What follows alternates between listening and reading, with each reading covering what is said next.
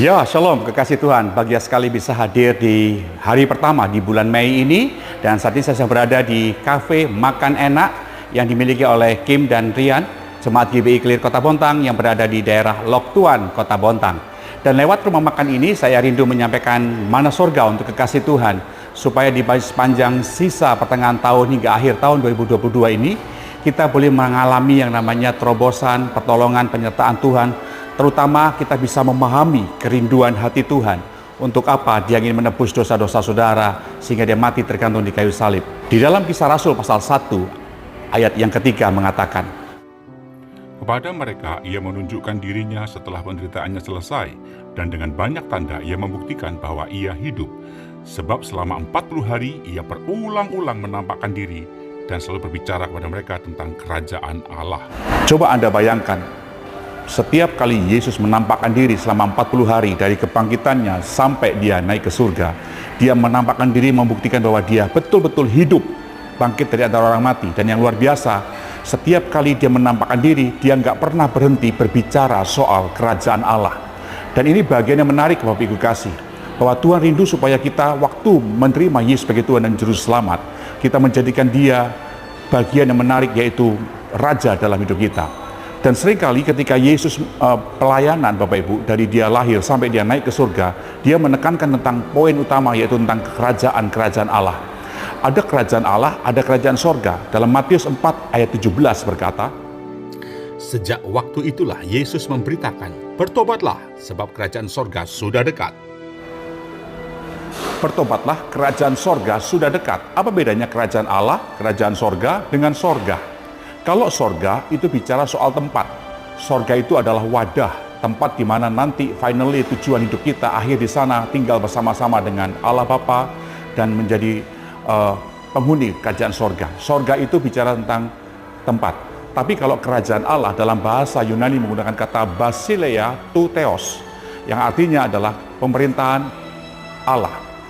Nah, kerajaan Allah berbicara tentang bagian di mana sudah diajak untuk mengerti bahwa hidup kita itu diperintah oleh pribadi Allah sendiri. Dan itu bicara tentang bagaimana kita bersedia untuk menanggalkan hidup yang lama menjadi orang yang siap mengenakan manusia baru.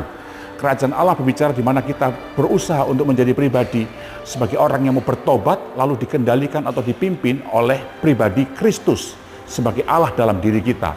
Kalau kerajaan sorga dalam bahasa Yunani menggunakan kata basileia tu uranu. Uranu itu bicara tentang sorga, tempat di mana ada bagian yang menarik bahwa suasana surga kita bawa dalam hidup kita. Itu bicara tentang proses hidup. Anda dan saya harus siap untuk menghadapi proses kehidupan ini waktu kita diperintah oleh kerajaan Allah. Kerajaan Allah membawa Anda masuk dalam kerajaan sorga. Anda akan dibawa ke dalam suasana sorga yang lebih nyata dalam kehidupan kita. Di mana di dalam kerajaan sorga, kitab Roma berkata, Roma 14 ayat 17, sebab kerajaan Allah bukanlah soal makanan dan minuman, tapi soal kebenaran, damai sejahtera, dan sukacita oleh Roh Kudus. Kerajaan Allah itu bicara tentang damai sejahtera, sukacita, dan kebenaran. Itu tiga-tiganya adalah isi daripada surga yang harus dibawa dalam kehidupan kita. Bagaimana Tuhan bisa melihat damai sejahtera, sukacita, dan kebenarannya ada dalam diri kita sebagai orang yang menikmati suasana kerajaan surga? Ya, diizinkannya kita mengalami proses. Jadi kerajaan sorga bicara tentang Anda menumbuhkan sifat-sifat kerajaan Allah, damai sejahtera, sukacita, dan kebenaran itu waktu kita dibawa menghadapi proses, menghadapi kehidupan, gesekan, pergumulan, penderitaan, tekanan, intimidasi, harus memiliki damai sejahtera, sukacita, dan juga kebenaran itu. Dan itulah bagian di mana Tuhan mengendaki saudara menjadi orang percaya yang betul-betul berbeda dengan dunia ini, berbeda dengan gaya hidup orang dunia. Kalau rumah tangga orang dunia ada gesekan minta cerai, orang Kristen nggak boleh. Anda memiliki damai sejahtera dan sukacita. Kebenaran adalah pribadi Yesus yang teraplikasi dengan menerapkan firman dalam diri kita. Kalau Anda nggak bisa diperintah oleh kerajaan Allah, nggak mungkin Anda lulus dalam proses kerajaan sorga. Dan kalau Anda sudah nggak lulus dalam menciptakan damai sejahtera, waktu dalam tekanan, Anda nggak akan bisa mengalami proses hidup memiliki damai sejahtera dan sukacita. Nggak mungkin Bapak Ibu bisa masuk surga. Nah, bagian itu yang Tuhan ajarkan dalam hidup kita.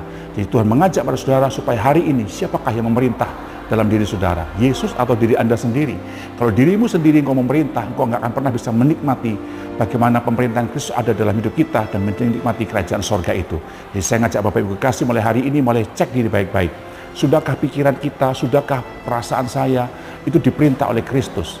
supaya Kristus menjadi nyata dari saudara, engkau menjadi pribadi yang berkemenangan.